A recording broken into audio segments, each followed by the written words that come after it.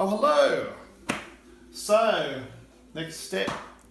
We're at a point now where I like to freshen things up and basically put everything back and tidy up all the paints and make it all nice and neat, because it clears your brain to allow you to do the next bit.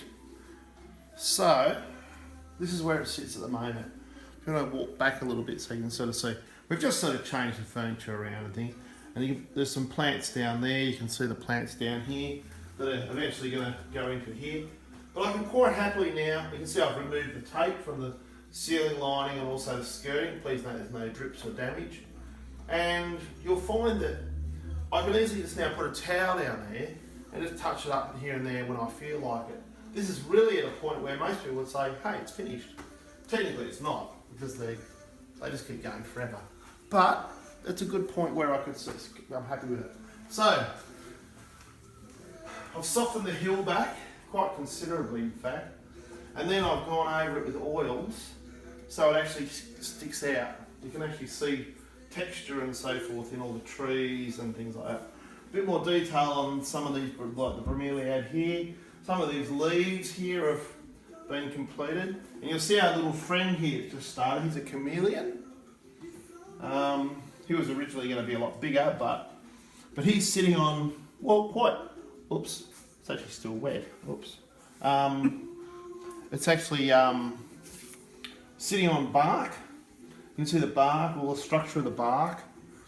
It actually works quite well. I've got to get the heater in here and start drying it all, because that's oil, it doesn't take ages to dry. So, and then if we look at the trees will still work too, but you can sort of see where the light hits, you can see the texture of the branches and things now. And then there's all the little bromeliads in the bushes and things, another one here obviously. These are calatheas, these will reflect these. This is the undercoat for those, you can see they're a bit dark, not quite right colour. But then there's a monstera, it's here, so it's this one. So you can see it here. And then the leopard. So he's looking pretty cool. He's had a bit of a touch up with oils as well. Because remember, I started with acrylics, because they're cheaper basically, and they give a softer look. But you can see how I've touched up the hill with oil. It gives a bit of a bounce. And then we come over here. Now you'll see here, there's the flamingos. Now I've touched up the flamingos with oil so they actually stick out of the painting. And then the waterfalls come to life a bit more. It needs a bit more detail, a few rocks and things, but the gist of it's almost there. And then we come to the fiddly fig. Well, there's the real one, and there's the painting.